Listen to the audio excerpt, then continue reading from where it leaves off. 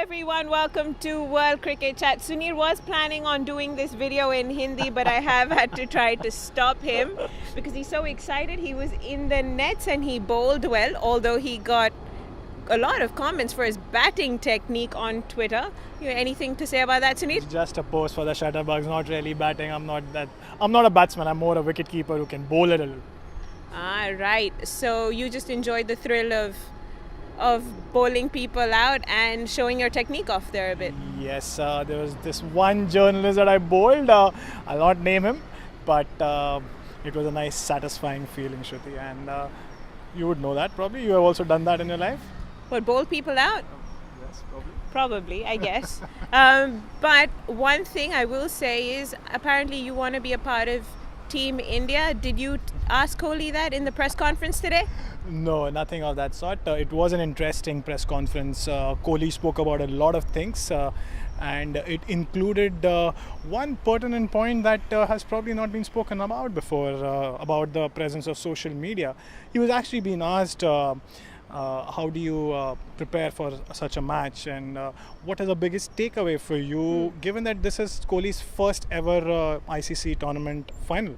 And he said the biggest takeaway is that I should remain away from social media, especially during the tournament, and focus on myself. Focus and get into a zone myself. So that was interesting, to remain away from social media, which in this day and age, a lot of cricketers, a lot of sportsmen, in fact, opt not to do. We have seen a lot of players get onto social media and speak about what's happening in their life, about what's happened on the cricket field. But that was an interesting one. In fact, it's been a while now, but Kohli did post a photo once of the team and their stopovers, and so he has been a little involved, but I guess for something as important as this, he wishes to keep his mind clean, clear and focused. And I guess if he will lead by example, if that's what he's going to do, the rest of the team is going to follow. I think that works when it comes to fitness. He is a very physically fit guy, and he has moved from being reasonably fit to a supremely fit athlete, and a lot of players are taking that cue and moving forward. I'm not very sure about social media working that way. There could be players who could be very active on social media as well, and nothing probably phases them, and there could be players like Kohli who probably want to be away from social media and focus on their game. Well, let's move on to the players that you've been speaking about. What about India's playing 11? What do you have to say about that for tomorrow? Kohli did not reveal too much about the playing 11. Obviously, teams are averse to naming their playing 11 before the match. They don't want to give that singular slightest advantage away to the opposition. But he did speak about Hardik Pandya, and what he said was that Hardik Pandya is a gun cricketer. He can bat, he can bowl and he can field, and he expects 6 or 7 overs from Pandya. Pandya's bowling has not really come good in this tournament. He has been conceding runs. What is more important to see here is that a lot of teams are going after Pandya when he comes on to bowl. They know that it's difficult to bat against Jasprit Bumrah and Bhuvaneshwar Kumar. Ravindra Jadeja and Ashwin have done their bit whenever they've got the chance to bowl. But when it's Pandya's turn to bowl, a lot of teams are going after him. So that's something a lot of people wanted to know of him, but he kind of shut them off by saying that yes, Pandya is going to be a part of the 11 because he gives that finishing option, which none of the other players do. When you say Pandya's been expensive, as someone sitting in the crowd, I've noticed one thing is he does give it his all, that's one thing, but the second thing is he has had catches dropped off his bowling. That is a good point. And against Bangladesh, he did get a wicket, but it was a no ball. So there are elements of frustration there for him, and I've seen Ashwin almost drop a catch again off his bowling against Bangladesh. So he has been a tad unlucky there. Well, there was one catch that Pandya dropped off his own bowling. Yes. I think that was against South Africa. Yes. There was too much damage that day, so yes, there was that wicket of the no ball, which you can't blame anyone else but the bowler himself. And sometimes that is what happens when you are under the pump. Yep. You want to bowl that much better and you overstep, and well, it hurt India and Pandya in that situation. But well, you can understand where Kohli is coming from, because we've seen that MS Dhoni has transformed his game either advertently or inadvertently, that he's not remain that kind of a finisher, so he needs his time to build his innings. We've seen Yuvraj Singh is also getting towards the end of his career. By no means I'm suggesting this is the end of his career, but you obviously, when you are getting there, it becomes difficult to be that finisher that you were. Suresh Raina is no longer in the squad. Kedar Jadhav is struggling to get those opportunities in the middle. So you need someone who can come to bat, play 7 or 8 balls and score 15 to 20 runs, and which is what Pandya did in that match against Pakistan on the 4th of June as well. So that's what Kohli expects from him, and that's what probably he'll get from Pandya. So you touched on Pandya coming in and batting, but let's speak about the middle order. They haven't really been tested, have they? Is that a sort of a sticking point for India which Pakistan could exploit? They could. And Mickey Arthur made a very valid point there. He said that what our strategy is, or what we want from our bowlers, is to get 2 or 3 wickets early in the innings. We know that Shikhar Dhawan and Rohit Sharma have been doing well, 2 century run partnerships, a third one in that semi-final, almost a third one in that semi-final against Bangladesh.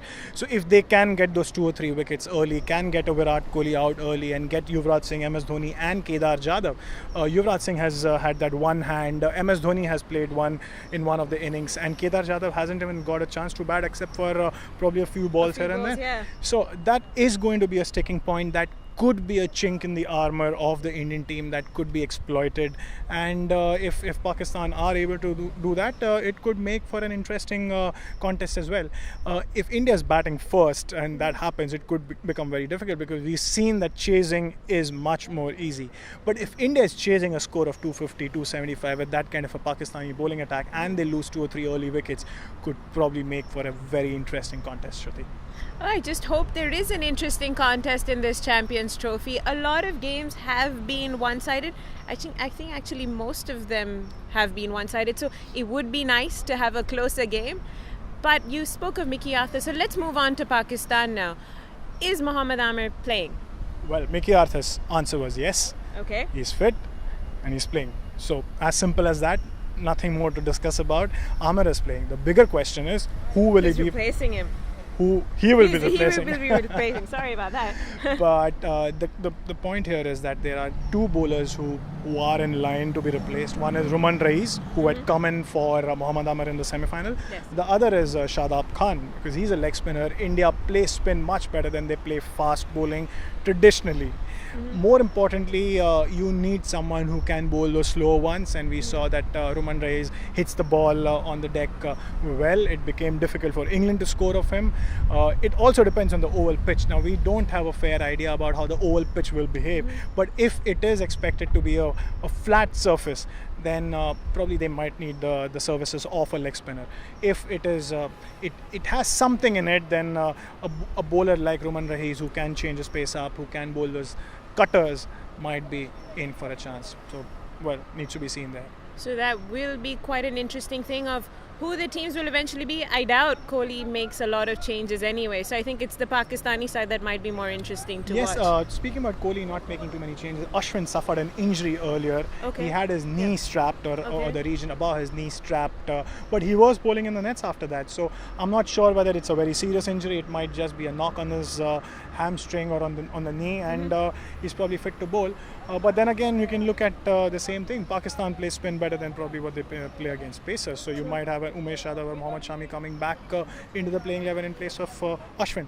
But it's all speculation. We'll know at the toss tomorrow. So speaking of the toss, what do you do?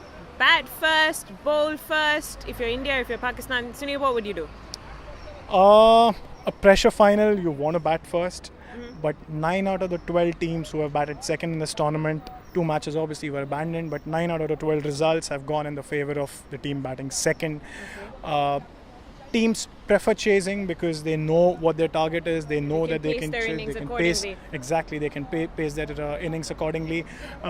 India have struggled defending in one of the matches against Sri Lanka. Sri Lanka got away on this very surface. They got away to a start and were never able to restrict. Which I think India were short anyway with their runs, considering how they were going. So it was still a 300 plus score. So that's exactly the thing. You don't know what is the right kind of a score on this on a flat surface. On a spinning track, on a slow track, you probably can gauge what a good score is, get to 250 and then aim for 20 more runs instead of aiming at 300 and falling short like how England did in the semi-final. Yes. Personally, I think both teams will be looking to bat second, chase a target. But if there is something in the pitch early in the morning, that could make batting even more difficult, batting first. So that's another reason why. Just one other point there before we sign off today.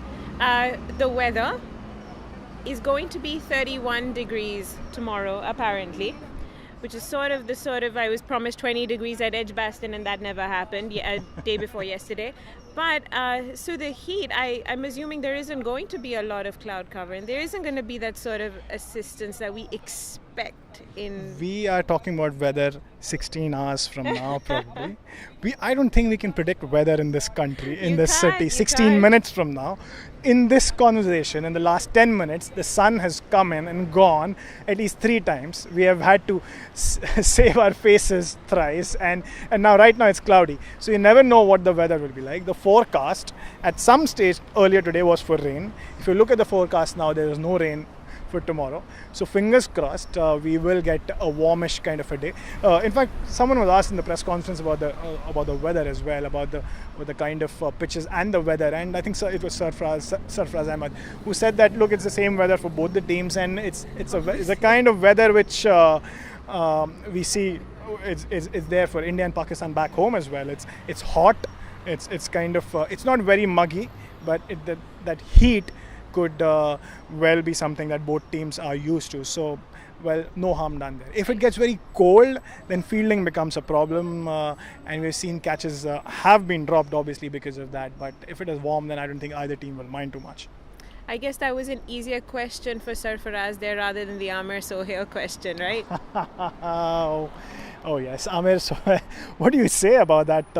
You don't say anything. You react exactly how Sarfraz reacted. It's not even worth reacting to. Yeah, I mean, he said that in the press conference. He was asked about the Amir Sohail incident, about Amir Sohail saying or indicating that these wins for Pakistan have not been their own effort but efforts from other teams.